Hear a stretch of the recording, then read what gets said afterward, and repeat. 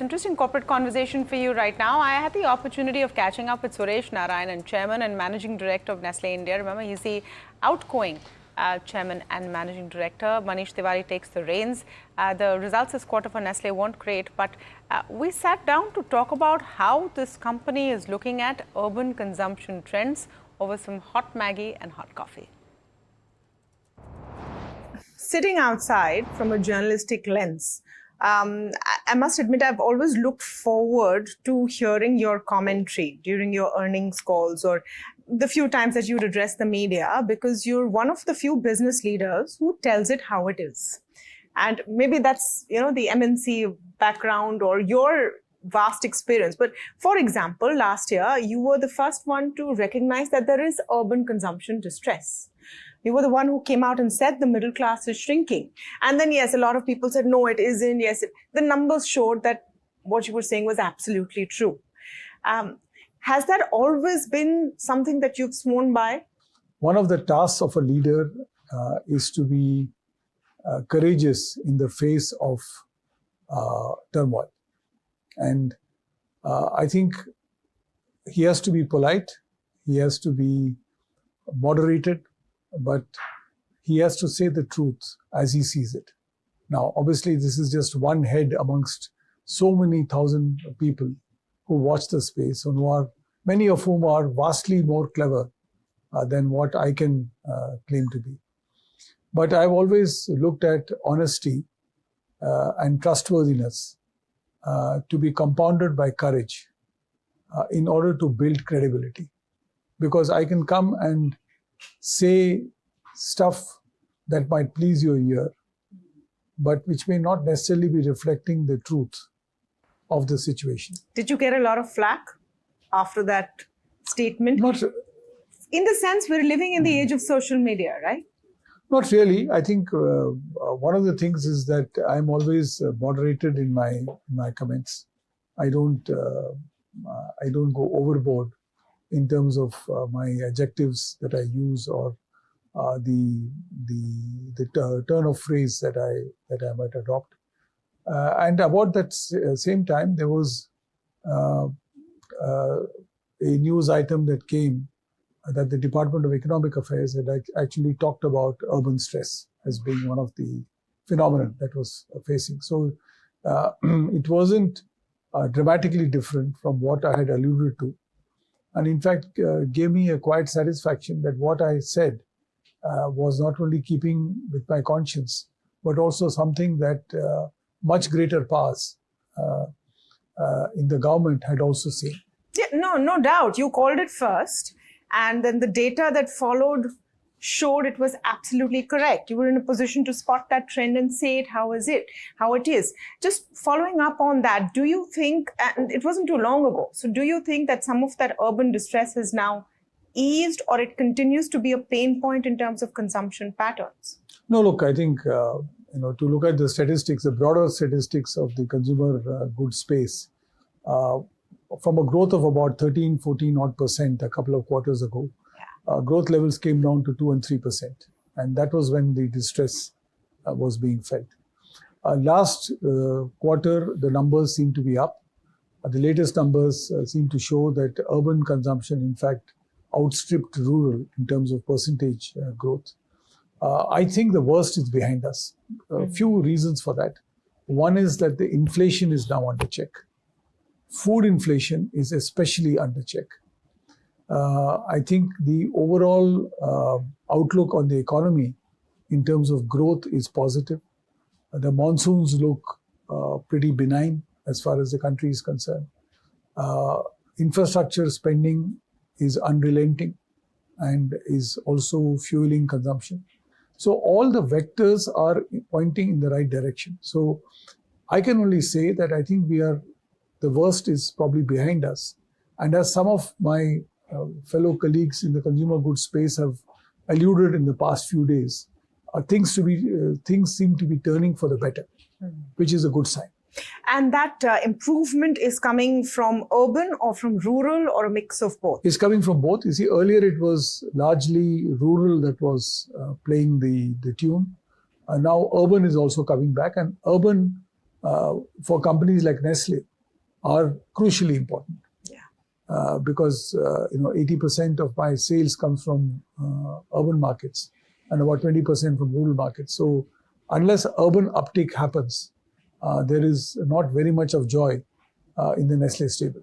So I'm sure you're feeling much more joy now, but I want to come back to the double-digit growth era and then the last few quarters of single-digit growth that you talked about. Now, one way that analysts look at it is that very large companies and FMCG players across the board are getting a run for their money from regional brands, unlisted players. You talk to the guys making bhujia save and they have superb growth. So is there more to the story than meets the eye? Is it just consumption slowing down or Indian consumers looking at more options compared to before? No, I think both are true, Tamanna. So let me be very clear that it is an overall consumption stress that we are feeling. Also, and to the credit of the Indian entrepreneurs and the regional entrepreneurs, some of them are coming and have got very good brand offerings. And this obviously has caught the attention of consumers. Consumers are now less faithful to only a few brands. They like to experiment, and that has started. The texture of consumption has become different. Earlier it was essentials, rental, transportation, fuel, and rest was discretionary and saving. Today, the essentials are a smaller part. And there is a greater part on discretionary items, especially things like travel and experience gaining, both of which are becoming important parts of the consumption of the consumer expenditure basket. Even in the premium segmentation, because of course the urban market, very important for you, premiumization is the buzzword. Look at investors, they seem to be rewarding all consumption companies or consumption categories which are aimed towards premiumization rather than the basics. Do you think there's a lot of competition now from homegrown brands? For example, if someone wants to have a chocolate bar, they might decide to have a protein bar instead. Something which says it's organic, healthy, or so on and so forth. I think some of the flirting across categories are being transcended. Also by a blurring of some of these categories. I mean, why have a chocolate bar? Why not have a protein bar? Why not have a snack? So the whole repertoire of consumption now has become much wider and much less predictable. There was earlier, breakfast, lunch, and dinner, and a snack in between, right? And that snack happened to be one of the major brands or something cooked up at home, right? And given. So I think the whole behavior of consumers is becoming much more interesting. That's opening up opportunities for many companies. So, as you see this landscape changing so quickly, what is it that Nestle is right now doing different? And we'll come to the rearview mirror in a bit, because I know there's so much that you have seen and experienced we want to know about. But in the here and now, right now, when you have a giant like Nestle, and you have regional brands and homegrown brands nibbling away, how do you make that shift? Number one is to keep our brands relevant. Maggi is still a huge brand. And Maggi continues its journey because of its relevance. The relevance to the consumer, relevance in terms of consumption occasion, relevance in terms of consumer insights. Same applies to Nescafe, KitKat, Milkmaid, and many of the other brands. Incidentally, Milkmaid is one of our oldest brands, and yet it is one of the most engaged brands in the digital space.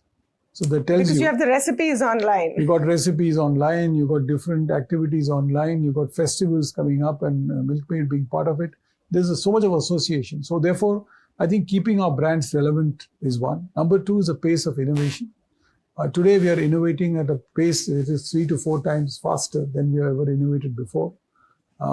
Today, about 7-8% of our sales comes out of the 150 new products that we've launched in the last 10 years. There are many more new ideas across categories that are on the anvil. Some of them addressing new consumption opportunities, some of them existing